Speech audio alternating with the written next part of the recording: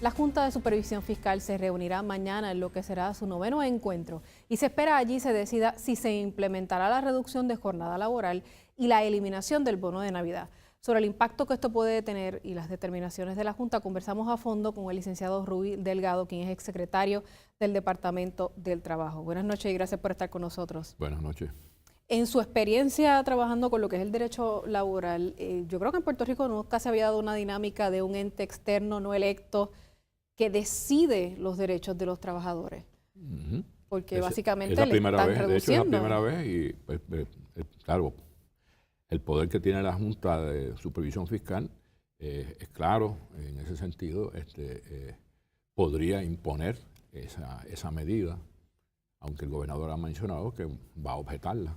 O sea que esa por verse qué decidirían los tribunales en una situación como esa. Pero legalmente esa supremacía que tiene la Junta, ¿verdad? Porque somos un territorio, ¿puede modificar de golpe y porrazo los derechos de los trabajadores? Podría ser. Ese es el argumento y la alegación que hace la Junta. La posición que ha asumido la Junta es en ese sentido.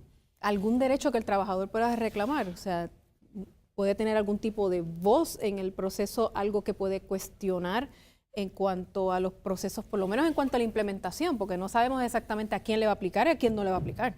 El poder de la Junta de Supervisión Fiscal surge de la propia ley, llamada promesa, y está limitado también por la propia ley. Tendríamos que ir a la propia ley para ver hasta dónde llega el poder de la Junta en ese sentido. Yo entiendo que el gobierno tiene poder de cuestionarlo y, claro, el tribunal es el que va a resolver. Y que va a decidir entonces qué es lo que va a pasar. Exacto. Asuntos como, por ejemplo, se me ocurre, la antigüedad.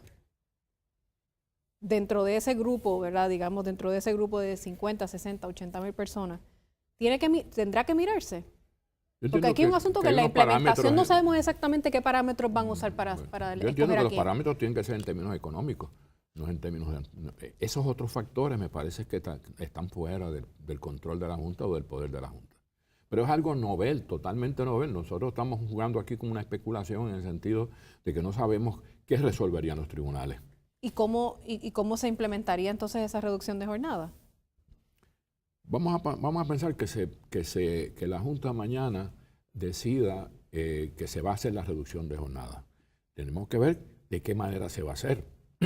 Porque, pues, ¿A quiénes va a afectar? ¿A quiénes va a afectar? Es decir, si es a base de que es un día de trabajo menos en la semana, entonces ese día va a estar sin servicio al público del gobierno.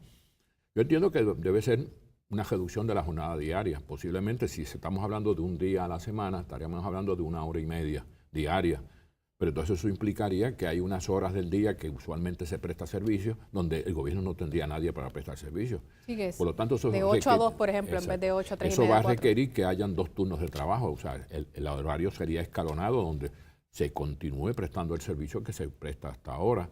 Pero, o sea, 2 turnos haciéndolos de manera escalonada. Y ahí va mi pregunta entonces. ¿Qué derechos se tendrían que respetar? ¿O esto es completamente nuevo? ¿La Junta podría decir, no, yo voy a poner a quien yo quiera? ¿O el gobierno tiene que poner? Porque el gobierno es el que tiene que implementar. La Junta no tiene, en la práctica, ¿verdad? La Junta son unas pocas personas. El gobierno es que tendría que implementar eso. Lo que pasa es que se habla, lo que ha salido a la luz pública es que la Junta entiende que es necesaria una reducción en la jornada del trabajo.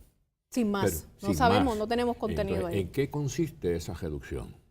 Porque si el propósito es para economizar dinero, para que el gobierno esté en una mejor posición para enfrentar a sus obligaciones, pues tendríamos que ver en términos de hasta qué punto va a ser la reducción de la jornada de trabajo, a qué tipo de empleados se le va a hacer la reducción de jornada de trabajo, porque estamos hablando de que el gobierno tiene un sinnúmero de tipos de empleados. Están empleados en el área de salud, que no es lo mismo, empleados en la policía.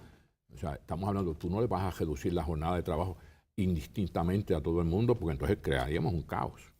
Eso obviamente Eso requeriría un plan de trabajo para hacer la reducción. ¿En qué áreas? A base de las necesidades del gobierno, a base del tipo de servicio que se presta. Gracias por estar con nosotros, como siempre.